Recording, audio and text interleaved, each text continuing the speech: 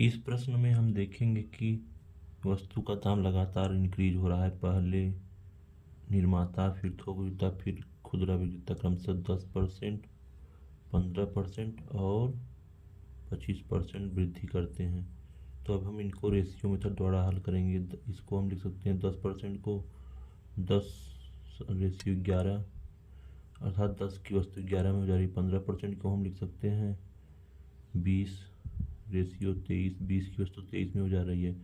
और इस 25% को लिख सकते हैं 4/5, 4 का वस्तु 5 में हो जा रहा है।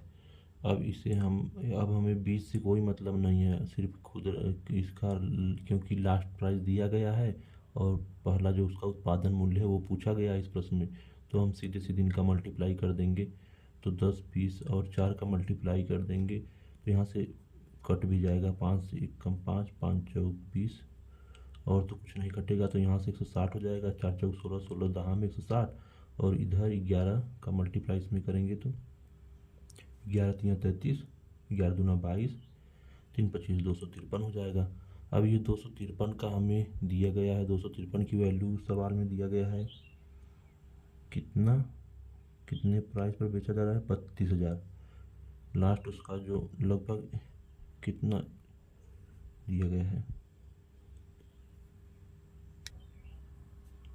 इस प्रश्न में, इसका प्राइस हमें 31,900 दिया गया है और जो इसका लास्ट प्राइस है, और हमें 160 की वैल्यू पूछी गई है। तो 31,900 या 253 की वैल्यू है।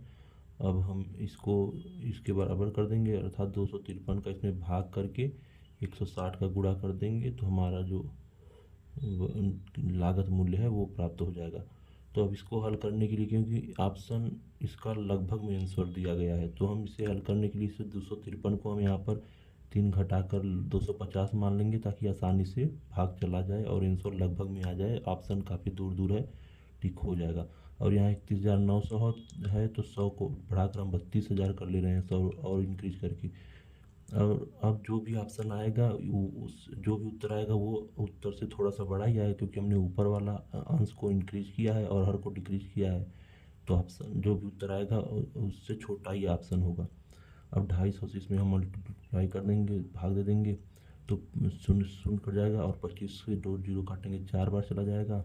और 4 का 32 में मल्टीप्लाई कर देंगे और फिर 160 से गुणा कर देंगे। 4 दूनी 8, 4 तीन 12, फिर गुणे 160 कर देंगे।